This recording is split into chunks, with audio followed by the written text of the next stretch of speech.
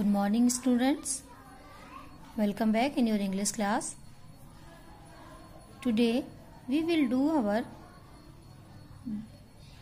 book work of chapter 10. But first of all, we will revise yesterday's work. And what was the yesterday's work? Yesterday's work was question answers of chapter 10. So first of all, look at question number 1. What was the surprise that Miss Roy had planned? The answer is Miss Roy had planned to take children to a real toy town, Channapatna in Karnataka. Second question is, where did Miss Roy take all the children after they reached the toy town? Why? The answer is Miss Roy took the children to a workshop because the children wanted to see how the toys were made. Look at question number 3. What were Hanumantiya and his family doing? Hanumantiya was painting wooden dolls and his children were watching him. His wife was making wooden beads using lathe. Now look at question number 4. How does a lathe work? The lathe is a machine.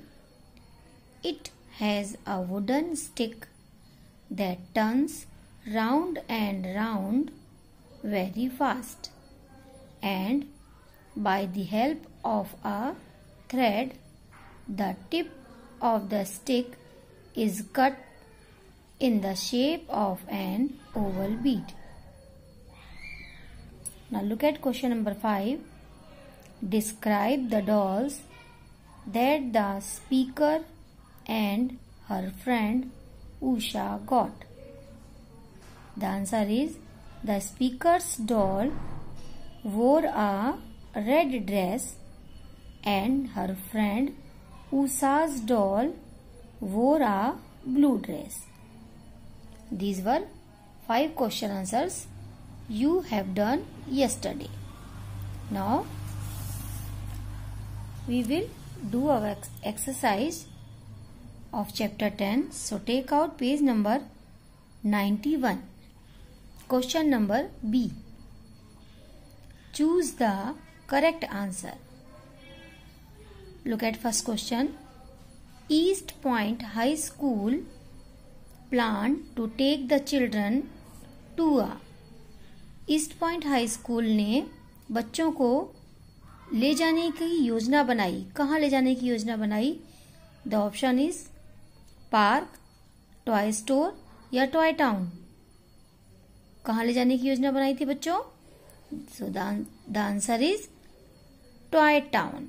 East point high school ने बच्चों को toy town ले जाने की योजना बनाई.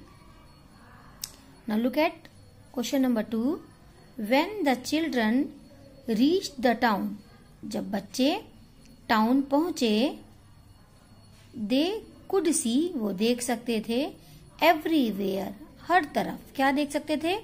People, toys या toy makers. वो क्या देख सकते थे हर तरफ? They could see toys everywhere. हर जगह उन्हें खिलौने ही खिलौने दिखाई दिए. Now look at third one. The toy makers were all dash in front of their shops. Toy makers यानी खिलौने बनाने वाले थे सभी in front means सामने अपने shops यानी दुकानों के. तो वो दुकानों के बाहर क्या कर रहे थे? ए स्लीपिंग सो रहे थे, वर्किंग काम कर रहे थे, टॉकिंग बात कर रहे थे। क्या कर रहे थे सारे दुकानों के सामने? Toy makers they are working in front of their shops, है ना। तो टिक करेंगे, वो वर्क कर रहे थे। कोई अपनी दुकान के बाहर सोता है क्या? या बात कर रहे थे? नहीं, बात भी नहीं कर रहे थे, वो वर्क कर रहे थे। Now look at number 4, the toys are all made out of dash now. खिलौने ऑल मेड आउट ऑफ, अब सभी खिलौने बनते हैं, कैसे बनते हैं? वुड से, प्लास्टिक के या इवोरी। अब किस तरीके के खिलौने बनते हैं? हनुमान ध्यान ने बच्चों को क्या बताया था? अब सारे खिलौने वुड के बनते हैं, है ना। Okay, now look at question number C, think and answer, यानी सोचिए और आंसर दीजिए। Why do you think ivory is not used to make toys any more? Why do you think, आप क्यों सोचते हैं कि ivory is not use to make toys any more, कि इवोरी का यूज खिलौनों को बनाने में बिल्कुल भी नहीं होना चाहिए? क्यों नहीं होता है? Ivory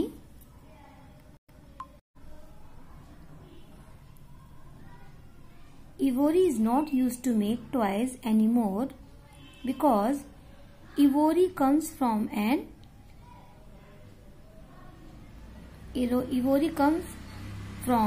the teeth of an elephant. यानी इवोरी का प्रयोग खिलौने बनाने में इसलिए नहीं होना चाहिए क्योंकि इवोरी एलिफेंट के यानी हाथी के दांत से, जो दांत होते हैं हाथी के दांत से बनाई जाती है, और जो कि इसको निकालने के लिए एलिफेंट्स की हत्या तक कर दी जाती है, जो कि बहुत ही गलत बात है और ये बहुत ही क्रूअल काम है, जिसकी वजह से अब इवोरी का यूज किसी भी तरीके से खिलौने बनाने में नहीं करना चाहिए। Now look at grammar. Read these sentences. इन वाक्यों को पढ़िए। Number 1 is the machine has a wooden stick that turns round and round very fast. Machine में एक लकड़ी की छड़ होती है जो बहुत तेजी से गोल गोल घूमती है। The second one is Usha and Shruti have dolls wearing blue dresses. Usha और श्रुति के पास जो डॉल थी वो ब्लू ड्रेस पहने हुई थी। Both these sentences have helping verb has and have. Here we use has because the subject is singular. Machine is one. That's why we use helping verb has. But in second sentence we have two subjects, Usha and Shruti.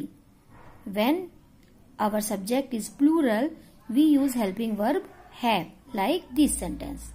Now turn your page and take out page number 92. Here we clearly use has, have. Look at number 1. One person, animal or thing. For one person, animal or thing, we use the helping verb has. Like Shruti has a pretty doll. A zebra has black and white strips.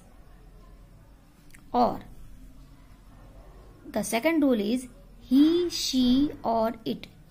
With he, she or it we use helping verb has.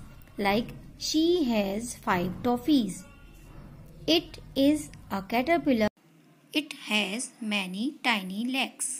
यानी एक व्यक्ति के साथ या फिर he, she और it के साथ हम हेल्पिंग वर्ब हैज का यूज करते हैं।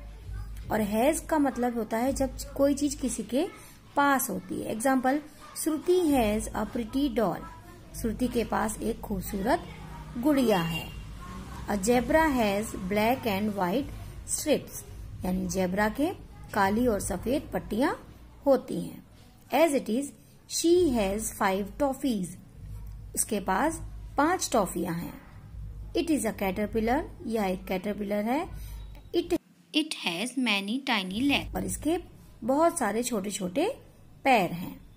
यानी जब पर्सन, एनिमल या थिंग एक हो या उसके साथ ही, शी और इट यूज होता है, तब हम हेल्पिंग वर्ब हैज का यूज करते हैं। ठीक इसके opposite more than one person, animal और थिंग, यानी एक से ज्यादा व्यक्ति हो, जानवर हो या चीजें हो, या फिर आई, यू, वी और दे, इनके साथ भी हम हैव का यूज करते हैं। जैसे जतिन एंड दिया। लुक, यहाँ पर 2 नेम्स हैं, जतिन एंड दिया।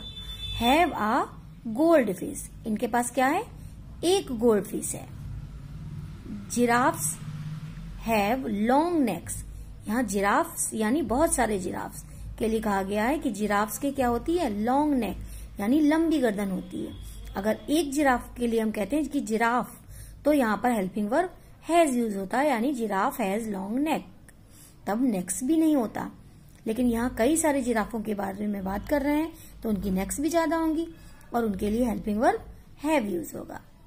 एज इट इज, जब हम प्रोनाउन यूज करते हैं आई, यू, वी और दे, हम इनके साथ भी हेल्पिंग वर्ब हैव यूज करते हैं। As it is, they have a big garden, they have, उनके पास एक बड़ा बगीचा है। We have many books in our house, हमारे घर में बहुत सारी बुक्स हैं। यू हैव 3 चॉकलेट्स, तुम्हारे पास 3 चॉकलेट्स हैं। यानी जब एक व्यक्ति या एक चीज के बारे में बात करेंगे या एक से रिलेटेड जो प्रोनाउन होते हैं ही, शी, इट, इनके साथ हम हैज का यूज करेंगे। More than one person, animal और थिंग, और 2 नेम्स के साथ या दे, वी और यू के साथ हम हेल्पिंग वर्ब हैव का यूज करेंगे। Now look at the exercise, complete these sentences with has और हैव, यानी ये सेंटेंसेस दिए गए हैं, इन्हें हमें हैज और हैव की सहायता से कंप्लीट करना है, यानी पूरा करना है।